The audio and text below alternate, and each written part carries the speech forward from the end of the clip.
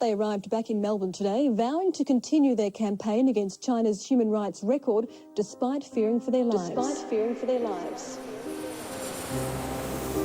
There were 10 of us from Australia that went to China. What our plan was to just be normal tourists, go to the Great Wall, that sort of thing. And on the very last day, we would go to Tiananmen Square to make a protest. Tiananmen Square is a place where people go to appeal to the government and to the heavens. Tiananmen translation is Heaven's Gate. In the past, that's where everyone went if they had a problem, but they're not allowed to be heard in their country. The first my family or anyone knew about it was when they saw the headlines on television. Olympian arrested in China. Just being asked to take my clothes off when I know. They dragged me from my shoulder and my hip, and I was dragged across all the concrete. And I was running with my banner. And then a burly policeman grabs it off me and... Two of them tried to drag me or pick me up, and then I'm thinking heavy thoughts. And no one could pick me up. I didn't fight back. I couldn't see the point. I'd been arrested. I had to go and do what I could do and get the news out there without making a real general nuisance of myself. Nothing in our media was reporting about the persecution at all. We needed to be on TV, we needed to be in the newspapers for all of Australia to go, oh, look what's happening in China, how can they do that? What's this Falun Dafa? They needed to know. We weren't there to cause trouble, we were there to let them know that we were going to support them. We wanted to support them in their difficult times. We knew that it was quite possible we were going to die. It could have been an international incident, could have been chucked in a cell and never seen again. And you can't let a government turn around and do whatever they want. Human life is sacred.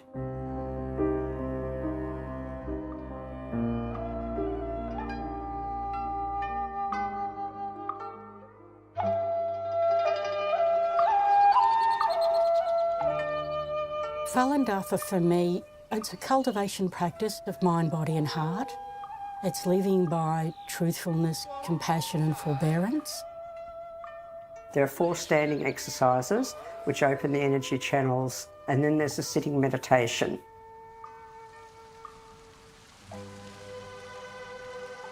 Falun Dafa grew so fast, and within 7 years there's over 100 million people practising in China. They would get 10,000 people in a park, just one park. Everyone loved it. A lot of the top communist leaders were practising. I started practising Falun Dafa when I was 18. We found it at a Mind, Body, Spirit festival. We sort of lived a spiritual life before that, and when we found this, it seemed to answer all of our questions. And when I started practising in February 1999, everyone was just doing their exercise, going to the park, everything was beautiful. We'd do exercises, meet and have a coffee afterwards and come back the next week. This went along well until July 1999, when the persecution started. China at this time is run by the Communist Party, and the Communist Party needs to have control over all their people. They have to put up their fist and they have to swear their allegiance and their life to the Communist Party. One man only said, there's too many, let's get rid of them. It was actually the president alone. More people were learning this than people in his own party. So his jealousy was fueled this rage to go against Dafa. He just said, no one is allowed to practice Falun Dafa anymore. Communism is atheists. They don't believe in God or any belief whatsoever. So it's not just Falun Dafa they persecute, it's any religion over there at all.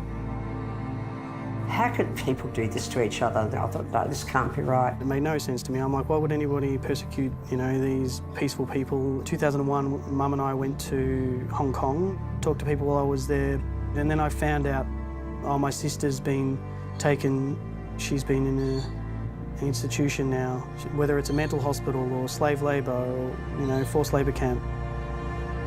And this went on for a couple of years, and it just got worse and worse. People were coming out of China and saying what was happening. 我的家属在这件事上，每个人的身心都遭受了巨大的折磨。其实我们在那里的学员，每个家庭、每个学员都是在被迫害之中。受了非人的待遇，包括不准互相说话，包括高价，包括不允许正常机械，包括高强度的劳力，包括50多岁的老人在每天坐在小板凳上，手在不停地干活，不管身体状况如何，这些都是非人的待遇。整个对法轮功这些做好人、修真善人是没有，这些善良的人却没有一点良知，很残酷的折磨、伤害。所以，我现在在这里，我希望我们获得自由，我希望将人民一手牵引的这场对法轮功的镇压能够得到全世界善良人们的重视。People have to stand up and say, we're not putting up with this. We're not going to let a country do whatever they want to do. It's not right.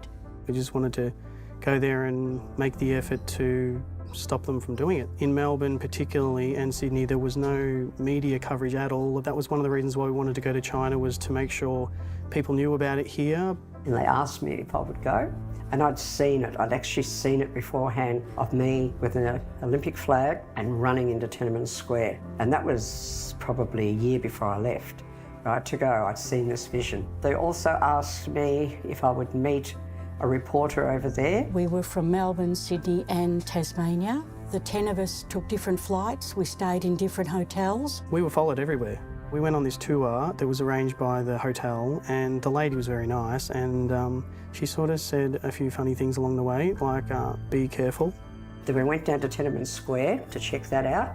Oh, this is interesting. They had people with rifles every 3 metres or so, and we thought we're going to run between these guys and do our protest. This is going to be interesting. And then we also could see that people were following us back to the hotel. We just sort of had a laugh at it, but when we're like, when it comes to the day when we leave our hotel, we're going to have a plan on how are we going to get here without anyone noticing.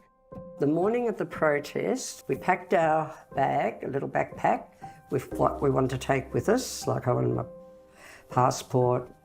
I actually bought 2 things on the wall, but I wanted a little teapot and a few things, so I put them in. Then I had to go to the hotel. Was the name of the person, but I didn't know what he looked like or who he was. And we had a code that he was going to say a certain thing and I would answer yes. And I noticed on the way in there were these 4 very unlikely hotel guests sitting outside that area, right? So I knew they weren't. I thought, okay, these are the 4 that are going to think they're going to spring and find out where I am. He met me, he said, what's the weather like in Australia? I said, oh, great. So a very simple thing. So up we went. He interviewed me. I told him what time we were doing it. He asked me about being an Olympic swimmer and what I'd done and blah, blah, blah, all that. Then he said, you realise you'll be followed? I said, yeah, I know that. He said, you'll be okay. I know you'll be okay. Anyway, then I went out. Sure enough, as I went past, they stood up and they started following me. So I raced around the corner, down the escalator that wasn't working, around the corner to the lift, up to the 8th floor, ran across, got in the lift and went down to the lobby and got out there and got straight into a taxi. So I avoided them totally. And we had to meet the others there at 10 o'clock. We were going to protest. So we got there, we're walking towards the gates. 4 of us were a little bit late.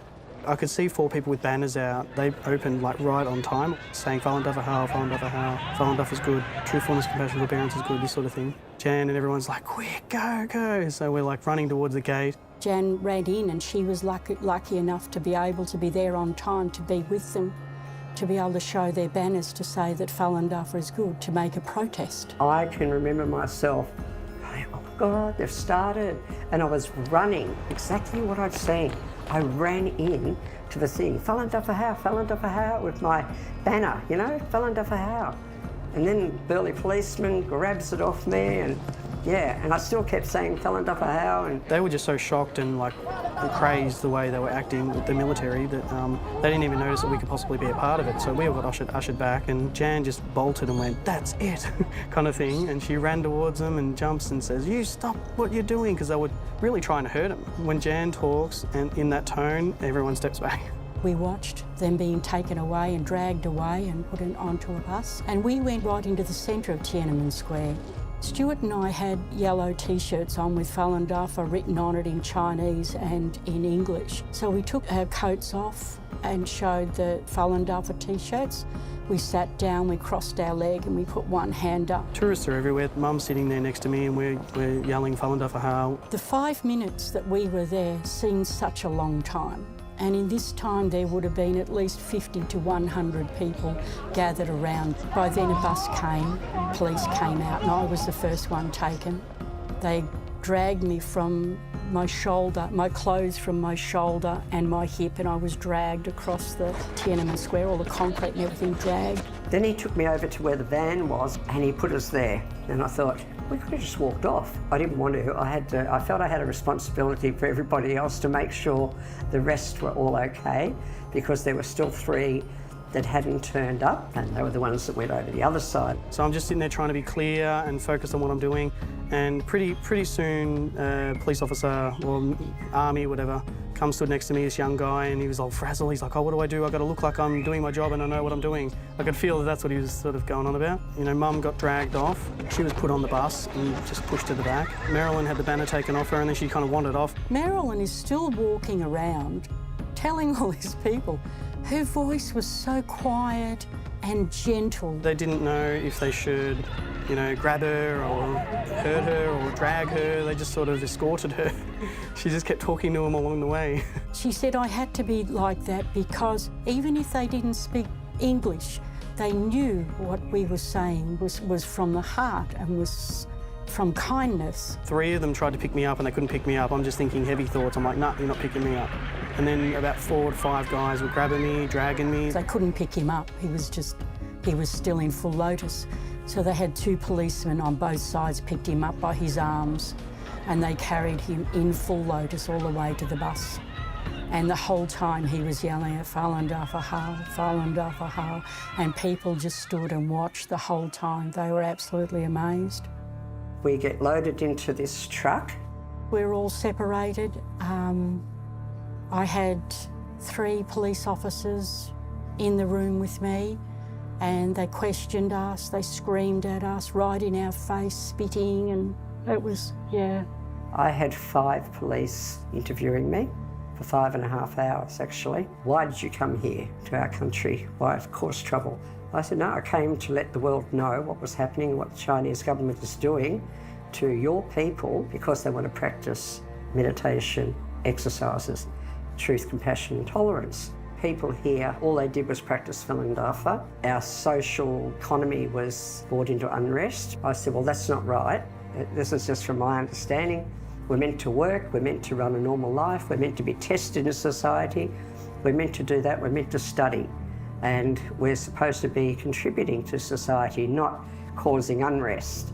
She wrote all this down and she wanted me to sign it and I said, no. She said, but I'll put it into English. She'd done a degree in English and she was a policeman. I said, look, you really need to get out and see the world. It's not really like this. They don't believe Westerners practice this. This is Chinese. Stuart and I went particularly because one of the things we wanted to do was to tell the Chinese people that it's practiced all over the world. The main thing we had to do was when we got back to Melbourne, we had media, we had all the TV stations there waiting for us. They needed to know, we needed to be on TV, we needed to be in the newspapers for all of Australia to go, oh, look what's happening in China, how can they do that? What's this Falun Dafa? They needed to know. When we got off the plane, a lot of practitioners and all the TV stations and also newspapers were waiting for us. They took photos, they listened to our stories. Everyone got a turn to talk about what they had been through in China. One of the girls had her finger broken. The men were badly beaten and they talked about that as well. We didn't know whether China would keep us over there, whether we would be imprisoned. So it was very serious, and what we were doing we knew was very serious.